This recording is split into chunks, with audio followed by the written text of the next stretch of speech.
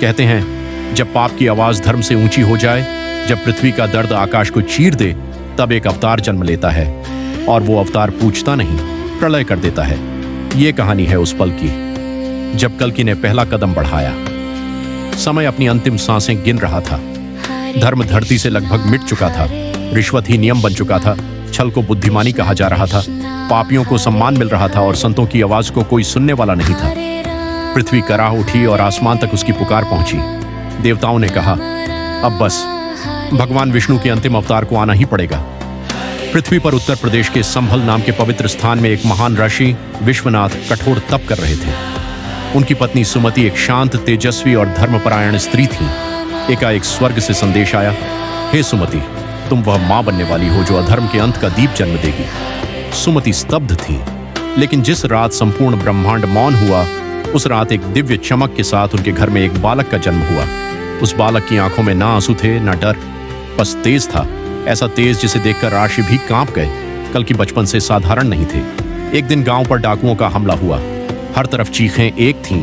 गांव वाले भाग रहे थे, लेकिन छोटा कल्कि शांत, स्थिर। उन्होंने मिट्टी का एक साधारण डंडा उठाया और एक ही बार में डाकुओं को धूल में मिला दिया। लोगों ने पहली बार देखा, ये बालक साधारण नहीं, ये नियति है। एक दिन धरती कांप उठी। पहाड़ों के रास्ते से एक योद्धा उतरा, भगवान परशुराम। वे कल्कि के सामने खड़े हुए और बोले, समय आ गया है, तुझे अंतिम युद्ध के लिए तैयार होना होगा। तेरे हाथों अधर्म का विनाश लिखा गया है। परशुराम ने उन्हें अमर अस्त्रों का ज्ञान दिया।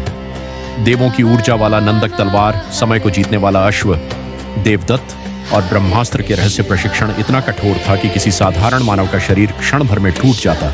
लेकिन कल्कि हर प्रहार के साथ और तेजस्वी होते गए। दूसरी ओर पाप का राजा कली पूरी पृथ्वी पर अपना साम्राज्य बना चुका था। कोई सत्य नहीं बोलता, कोई धर्म नहीं मानता। लोभ, वासना और हिंसा ही नियम थे। कली का लक्ष्य था मनुष्य को पशु बना देना। उसने कहा था, जब सब अधर्म में डूब जाएंगे, तब भगवान भी हार जाएंगे। लेकिन उसे नहीं पता था, न्याय देर से आता है, पर आता जरूर है। कल्कि अपनी शिक्षा पूरी कर चुके थे। उनके पास था नंदक, देवदत्त और अधर्म को मिटाने का आदेश। जैसे ही वे रणभूमि में पहुंचे, आकाश काला हो गया। बादलों में बिजली कड़की। कली के दैत्य सेनापति ने गर्जना की, तू कौन है? कल्कि मुस्कुराए, मैं वही हूं जिसका नाम सुनकर काल भी थरथराए। और फिर पहला प्रहार हुआ, इतना तेज, इतना दिव्य कि दैत्य बस धूल बनकर उड़ गए। देवदत्त अश्व बिजली की गति से दौड़ रहा था। धूल का तूफान उठा और कल्कि के हर वार से एक एक दैत्य मिटता जा रहा था। अंत में कली स्वयं सामने आया।